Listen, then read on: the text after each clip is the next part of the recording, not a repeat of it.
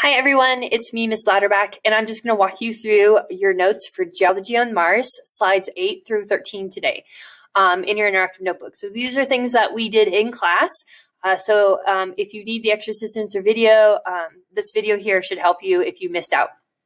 All right, so first thing is we took down new terms today that I highlighted in yellow.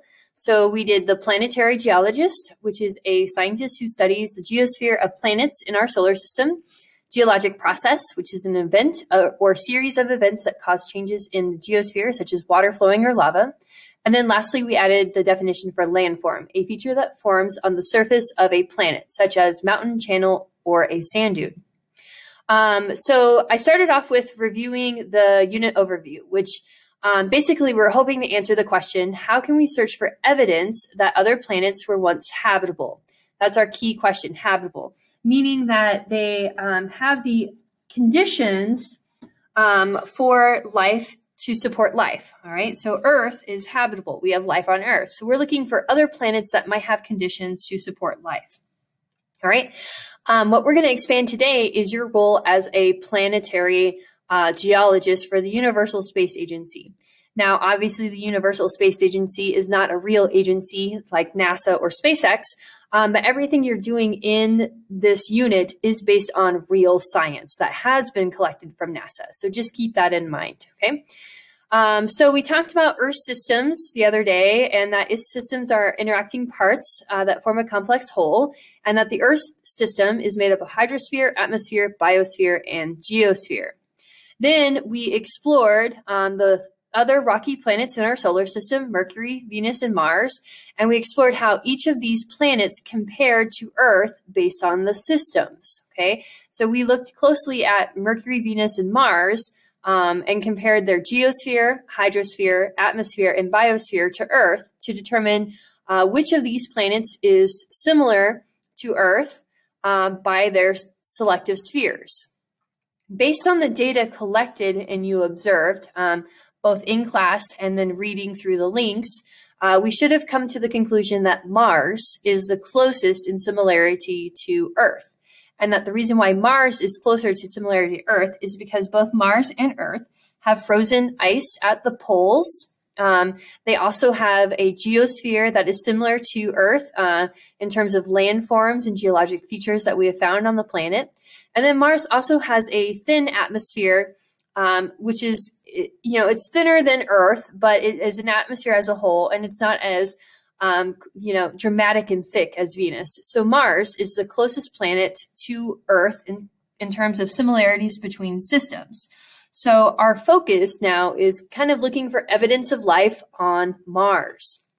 So we've got this video here on a planetary geologist that you're going to watch, and she's going to introduce her role and what she does to collect information and evidence of life on other planets based on what she knows on Earth.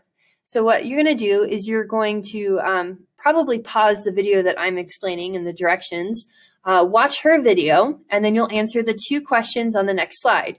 What are the two things that are needed for a planet to be habitable according to the information we learned from Dr. Edgar? Again, this can be found in the video on the previous slide. And then how does Dr. Edgar use what she knows about Earth to learn about Mars? So again, you're going to collect the answers to these two questions from the previous slide right here, meet a planetary geologist. So you'll watch the video and then you'll answer the questions. If you need to, you can go back to the video as well. All right.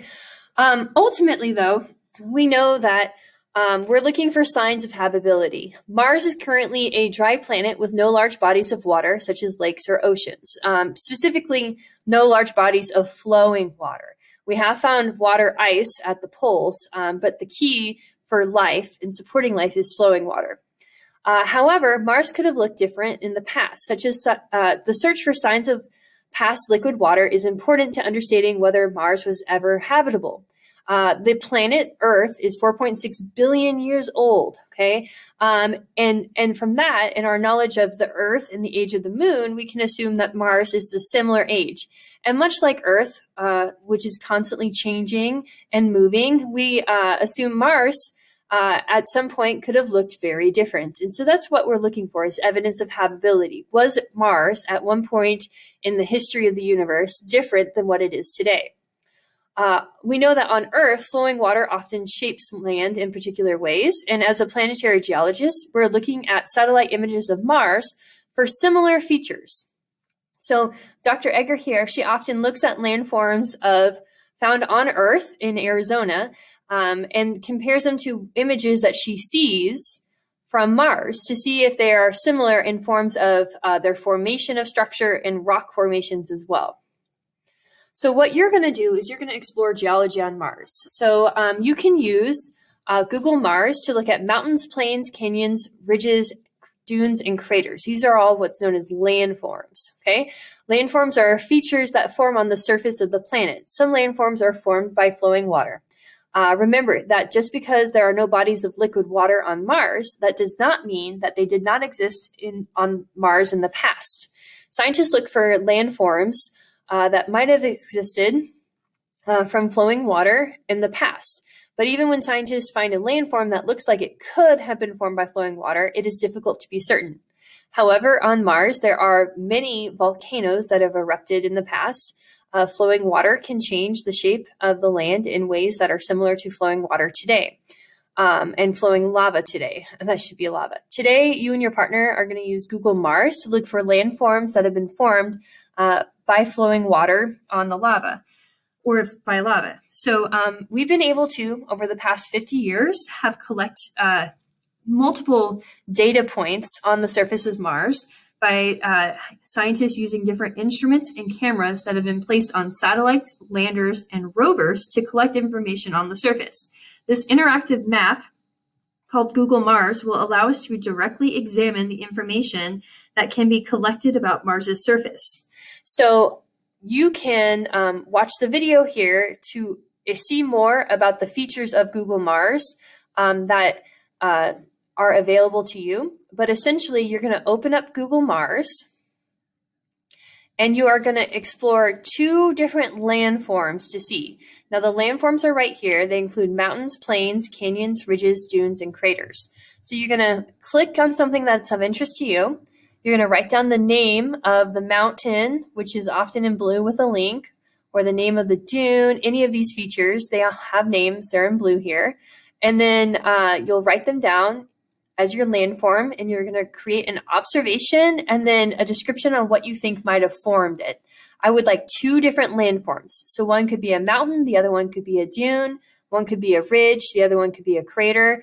Just make sure you include the name, description, and how you think that landform was created. And if you have time, I would recommend you explore maybe the spacecraft or the stories. There's all kinds of cool material here to view along with it. But ultimately, like I said, you want to pick two different landforms to write about and fill in. Make sure you include the name and the observation. At this point, that's the end of slide 13, and that's where we're going to stop in our Google Notes today.